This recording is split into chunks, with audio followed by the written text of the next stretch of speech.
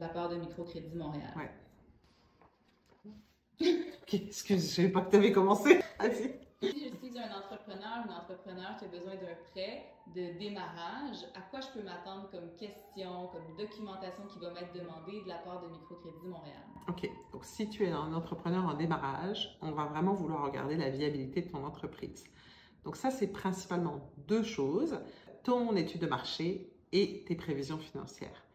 Et on va aussi vouloir voir que cette entreprise va te donner suffisamment de revenus pour pouvoir en vivre et évidemment nous rembourser également. Alors, quand on parle de l'étude de marché, nous, ce qu'on veut voir, c'est si tu comprends bien à quel besoin d'abord tu réponds. À la base d'un besoin, il y a toujours un problème. Tu réponds à un problème, le client a un problème et toi tu réponds à ce problème-là en offrant un produit ou un service. Est-ce que tu comprends ce problème-là et est-ce que tu comprends exactement qui est ta clientèle cible de façon détaillée? Donc on va vouloir voir que tu as eu des conversations avec des clients potentiels, que tu es allé démarcher des clients potentiels, que peut-être tu as déjà une liste de clients. Par exemple, si tu fais du B2B, du business to business, on va vouloir voir que tu aies déjà démarché des entreprises, que tu aies présenté ton produit ou ton service et qu'il y ait eu une réaction positive de ces clients-là. Donc, on va te demander par exemple des courriels, on va te demander des lettres d'intention, peut-être des contrats. On va vraiment vouloir voir que tu as déjà fait toutes ces démarches. Si tu fais tu vends à des clients, c'est aussi possible des clients personnes physiques, donc du B2C. On va aussi vouloir voir que tu comprends pareil ta clientèle, que tu as déjà parlé avec ta clientèle cible, peut-être que tu as déjà aussi une liste de clients qui sont intéressés par les produits et les services que tu veux apporter. Si jamais tu as d'ailleurs testé ton idée d'affaires, ça peut être de façon informelle, c'est un plus pour nous parce que ça montre qu'il y a un intérêt de ton entreprise. Ensuite, j'ai parlé des prévisions financières. Donc là, on va vouloir voir la connexion entre ton marché et les clients qui attendent ton produit ou ton service et tes prévisions financières. Le gros défaut des prévisions financières, c'est qu'elles sont toujours beaucoup trop optimistes et ça, on le voit tout le temps. Et ce que je peux te dire, c'est que ça te décrédibilise parce que si tes prévisions sont complètement irréalistes, mais ça ne montre pas que tu es un entrepreneur à ses affaires, on va dire. Donc, important d'avoir des prévisions financières réalistes. Là aussi, on va faire la corrélation entre d'un côté tes clients, de l'autre côté tes prévisions financières. Si je prends l'exemple que tu fabriques des sites web, en fait, tu dessines des sites web et tu les vends à des entreprises, à des entrepreneurs. On va te demander avec combien d'entrepreneurs tu es en discussion en ce moment ou combien de jeunes entreprises ou d'entreprises établies tu es en discussion pour refaire leur site web. Où tu en es dans ces avancements. Ça se peut que tu nous donnes par exemple des échanges de courriels que tu as avec ces clients. Si par exemple tu es en discussion avec 5 clients potentiels, ben, on va pas considérer, idéalement tu ne considères pas que les 5 vont aboutir parce qu'on sait que c'est comme un entonnoir. Là. Au début, tu prospectes beaucoup de clients, puis à la fin, il y en a seulement quelques-uns qui vont signer.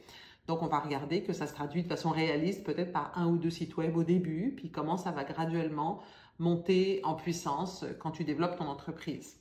Donc, corrélation, vente avec l'étude de marché. Ensuite, on va aller regarder tes coûts variables. Donc, c'est quoi tes coûts de revient? Combien ça te coûte pour produire un site web? Combien ça te coûte pour produire un plat si tu es un traiteur? En termes d'ingrédients et en termes de temps. Donc ça, c'est très important. Les coûts variables, c'est des coûts qu'on appelle variables parce que si jamais tu n'as pas de clients, ben, tu dépenses rien. Et puis, on va aussi aller regarder tes coûts fixes. On va voir si tu n'as pas oublié les coûts fixes. Donc, exemple de coûts fixes, par exemple, le loyer, l'assurance, très important d'avoir une assurance, les déplacements, ne pas oublier les frais marketing. Il peut y avoir aussi les frais bancaires, les frais évidemment pour rembourser le prêt, mais ne pas oublier aussi tout ce qui est imprévu. Important d'avoir toujours une ligne imprévue parce qu'il peut se passer toutes sortes de choses en entreprise. Les choses ne vont pas nécessairement se passer comme tu l'as prévu. Donc, ces prévisions financières, d'habitude, on demande sur 2-3 ans. On veut voir comment tu prévois le développement de ton entreprise. Super.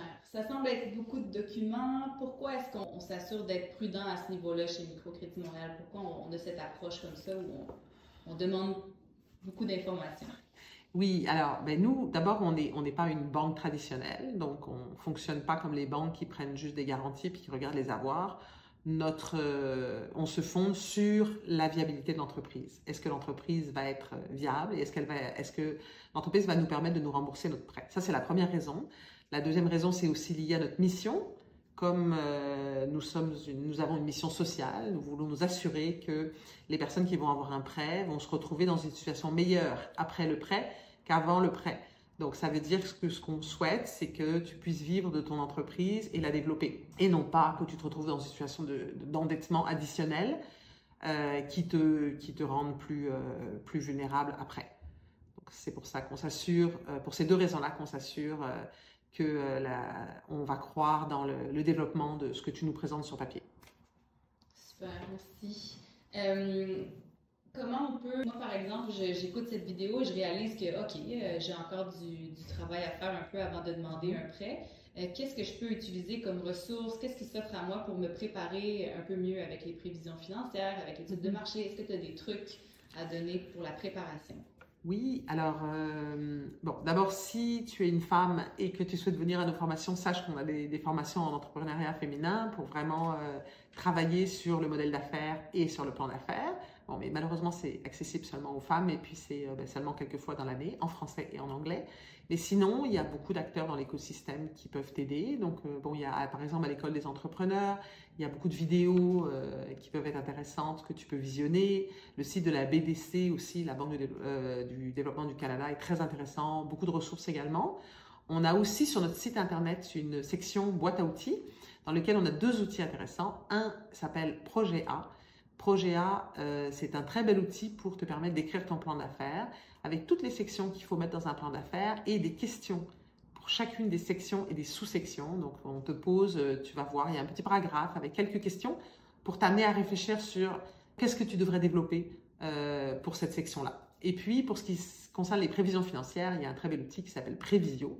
Je tiens à mentionner que et Projet A et Prévisio sont des outils gratuits. Donc, les deux, tu peux nous les trouver sur notre site internet dans la section boîte à outils. Et Prévisio, c'est vraiment un bel outil également pour travailler ces prévisions financières où tu vas être, pareil, guidé pour rentrer tous tes produits un par un, ensuite rentrer tes ventes, rentrer tes coûts de revient, ainsi que tous tes coûts fixes. Et puis également tes investissements de départ. Super, merci.